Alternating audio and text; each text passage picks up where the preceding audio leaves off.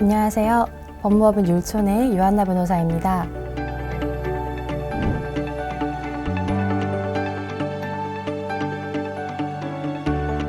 첫 번째 시간에 이어서 다시 인사를 드리는데요. 오늘은 특별히 다른 변호사님을 모시고 조세 형사 분야에 대해서 간략히 알아보는 시간을 가지고자 합니다.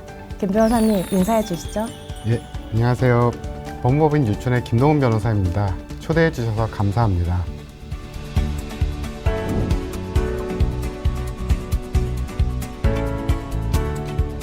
김 변호사님은 저희 사무실에서 조세 형사 사건을 가장 많이 하시는 변호사님들 중 한 분이세요. 예전에는 경찰로도 활동하셨던 유능한 변호사님으로 알고 있는데요. 변호사님, 세금을 내지 않은 경우 형사 처벌까지도 받을 수 있는 거죠? 네, 그렇습니다. 세금을 제대로 내지 않는 경우 납부하지 않은 세금을 추가로 내는 것뿐만 아니라 경우에 따라 수사를 받고 처벌되는 경우가 있을 수 있어 주의가 필요합니다. 세금 납부에 더하여 처벌이라 이거 조심해야겠네요. 아무래도 국가행정에 주된 재원 마련 수단이 세금인지라 나쁜 의도를 가지고 세금을 납부하지 않거나 세무행정 질서를 어지럽히는 경우 형사처벌이라는 수단을 통해 질서를 바로 잡으려는 것으로 보입니다. 현행 세법상 조세 형사에 관한 내용은 조세범 처벌법과 조세범 처벌 절차법에 규정되어 있습니다. 쉽게 말씀드리면 조세범 처벌법은 처벌되는 행위가 무엇인지를 정리한 법률이고, 조세범 처벌 절차법은 조세범과 관련한 형사 절차를 정리한 법률이라고 생각하시면 될 것 같습니다. 그 외에도 특정 범죄 가중처벌 등에 관한 법률이 있고, 지방세와 관련해서는 지방세 기본법에서, 관세와 관련해서는 관세법에서 형사처벌 규정을 두고 있습니다. 실무상 주로 조세범 처벌법에서 정한 의무 위반 행위가 문제되고 있습니다. 조세범 처벌법에는 조세 포탈, 체납처분 면탈, 성실신고 방해 행위, 세금계산서 발급 의무 위반 등 다양한 경우를 규정하고 있는데요. 그중 실제 주로 문제되는 경우는 어떤 경우가 있을까요?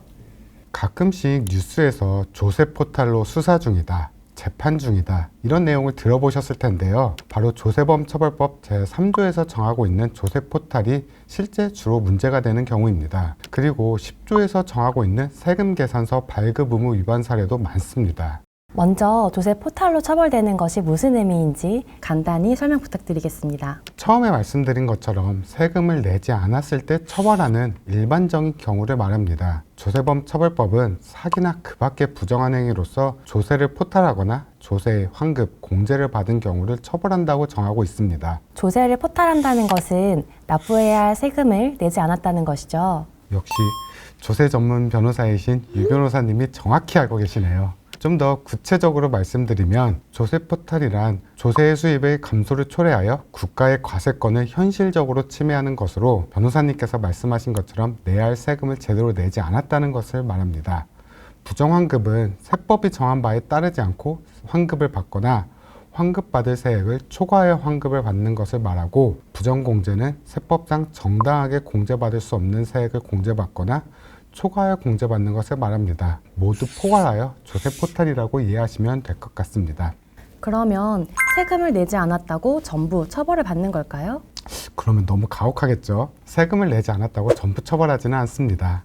세법이 복잡하고 계산 방법이 어렵다 보니 때로는 세금 신고를 정확하게 하지 못해 세금을 납부하지 못하는 경우가 있을 수 있습니다. 그래서 법은 사기나 그 밖의 부정한 행위로 조세를 포탈하는 경우만을 처벌하고 있습니다. 네, 사기나 그 밖의 부정한 행위라 단순히 세금만 내지 않은 것이 아니라 어떤 의도적인 나쁜 행동이 있어야 하는 거네요. 네, 맞습니다. 조세범 처벌법은 사기나 그 밖의 부정한 행위를 구체적으로 7개 정도를 예시로 들면서 조세의 부과와 징수를 불가능하게 하거나 현저히 곤란하게 하는 적극적 행위를 말한다고 정의하고 있습니다. 적극적 행위에 해당해야 하기 때문에 단순히 무신고하거나 과소신고를 한다고 하여 처벌하지는 않습니다. 그리고 허위신고 그 자체로도 부정행위에 해당하지는 않습니다. 그러다 보니 통상적인 절세행위로 인하여 세금이 줄어드는 효과가 있다 하더라도 처벌되는 것은 아닙니다. 아무리 세금을 내야 한다는 의무가 있다 하더라도 납세자의 선택권을 과도하게 침해할 수는 없기 때문이죠. 그렇다면 법원이 구체적으로 사기나 그 밖의 부정한 행위라고 본 사례에는 어떤 것이 있을까요? 전형적인 행위로 장부를 거짓으로 기장한 사례를 먼저 들 수 있습니다.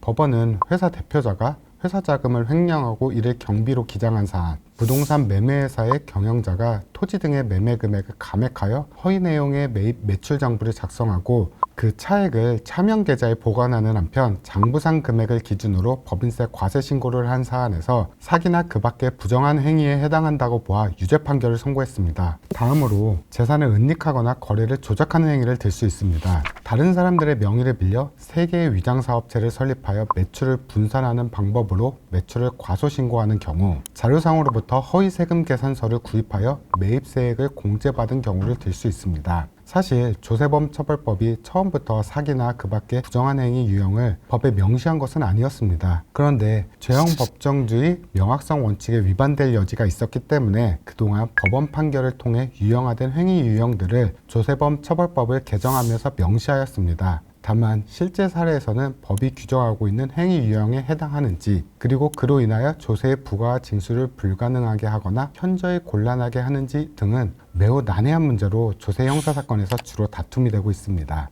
전자세금계산서, 홈택스 등 과세 자료를 확보할 수 있는 시스템이 많이 발전했지만 그럼에도 국가가 납세자의 소득과 거래 행위를 모두 들여다볼 수 없기 때문에 의도적으로 속이려고 한다면 처벌한다 라고 이해하면 되겠네요. 역시 정답입니다. 네, 그러면 다음 주제로 넘어가 볼게요. 실생활에서 자주 볼 수 있는 세금계산서 관련해서도 처벌되는 경우가 있는데 구체적으로 어떤 내용이죠?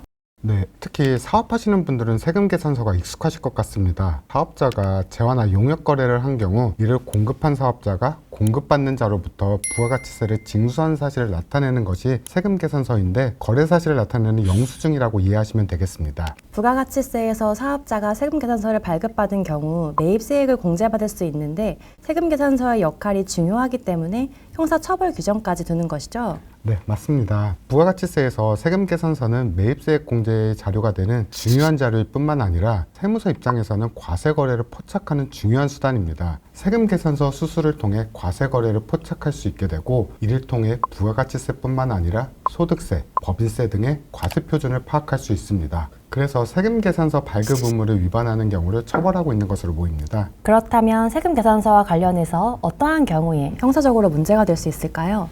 기본적으로 거래 사실에 부합하도록 세금 계산서를 주고 받으라는 것이고, 그렇지 않을 경우 처벌하겠다고 이해하시면 쉽습니다. 사실대로 세금 계산서를 주고 받으라는 말이 당연하다고 느껴지시겠지만, 소득을 숨기거나 비용을 발생시키기 위해서 또는 제3자 명의로 소득을 분산시키기 위해서 등등 아주 다양한 이유에서 사실대로 세금 계산서를 주고받지 않은 경우가 많습니다. 조세범 처벌법은 10조에서 세금 계산서를 거짓으로 발급하는 경우, 상대방과 통정하여 세금 계산서를 거짓으로 발급받은 경우, 아무런 거래 행위 없이 세금 계산서를 주고받은 경우를 나누어 정하고 있습니다.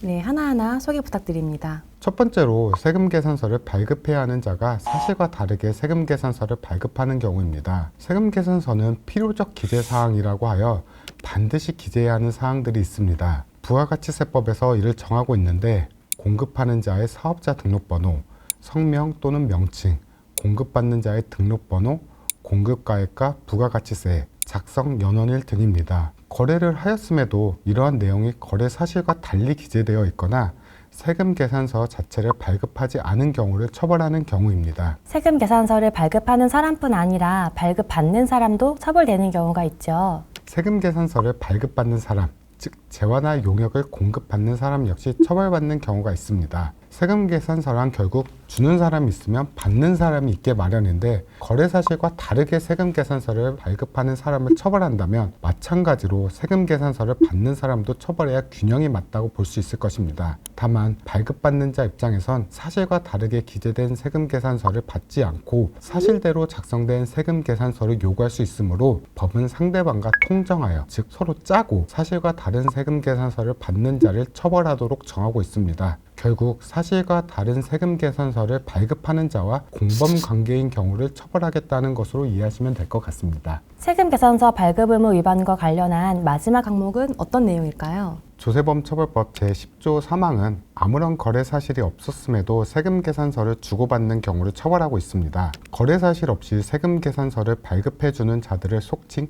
자료상이라고 합니다. 가공 비용을 만들거나 거짓으로 매입세액을 공제받기 위해서 매입세금 계산서를 필요로 하는 자들이 있었는데, 자료상들이 이들로부터 일정 수수료를 받고 가공세금 계산서를 판매하였습니다. 아무런 과세 거래가 없음에도 세금 계산서만을 거래함으로써 제도의 취지를 흔들기 때문에 이러한 행위를 처벌하기 위한 조문으로 이해하시면 될 것 같습니다. 결국 사업자분들이 거래를 할 때 사실대로 세금 계산서를 주고받아야 한다는 것이네요. 네, 맞습니다. 다만 실제 다양한 방식으로 거래하는 경우 어떻게 세금 계산서를 주고받는 것이 사실에 부합하는지 모호할 때가 있고, 납세자 입장에서는 실제 거래 관계에 부합하게 세금 계산서를 작성했다고 생각하더라도 세무서 입장에서는 거래 관계를 재구성하여 세금 계산서 발급 의무 위반을 문제 삼을 수 있습니다. 항상 주의가 필요한 영역이라고 할 수 있습니다. 네, 보시는 분들이 김 변호사님의 설명으로 조세 형사의 실체적 내용에 대해서 조금이나마 이해하셨길 바랍니다. 그렇다면 이번에는 조세 형사 절차를 간단히 살펴볼게요.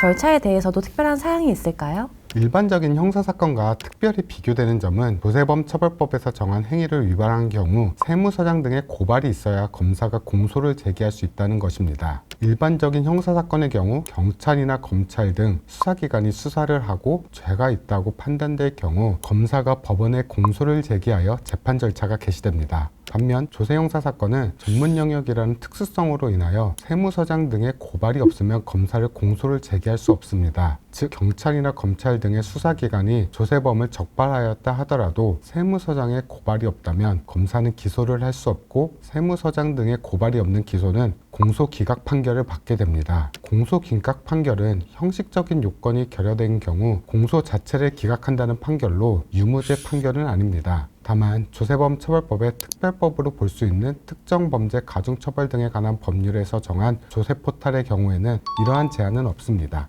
네, 과세 관청의 고발이 중요하네요. 네, 맞습니다. 다만 통상적으로는 세무조사 단계에서 조세형사범 사건을 인지하게 되는 경우 범칙조사로 전환하여 조사 후 수사기관에 고발을 하게 되고, 수사기관에서 먼저 조세형사범 사건을 인지하는 경우 수사를 진행하면서 세무서 등에 고발을 해줄 것을 통보하는 요청을 하기 때문에 절차상 문제가 되는 경우는 크게 발생하지는 않을 것 같습니다. 방금 범칙조사라고 하셨는데 범칙조사에 대해서 간단히 설명 부탁드릴게요. 앞서 말씀드린 조세범 처벌법에서 정한 죄에 해당하는 위반 행위를 조세 범칙 행위라고 합니다. 그리고 조세 범칙 조사란 세무 공무원이 조세 범칙 행위 등을 확정하기 위하여 조세 범칙 사건에 대하여 행하는 조사 활동을 말합니다. 쉽게 이해하면 경찰이나 검찰과 같은 통상적인 수사기관이 아닌 세무 공무원이 조세 형사 사건을 조사하는 것이라고 이해하면 되죠. 네, 맞습니다. 세무 공무원이 수사기관이 아니기 때문에 조세 범칙 사건이라고 합니다. 보통 세무조사 과정에서 범칙 혐의가 있을 경우 범칙 조사로 전환하여 진행합니다. 세무조사 중에 조세 범칙 혐의를 발견한 경우 아무런 제한 없이 전환할 수가 있나요?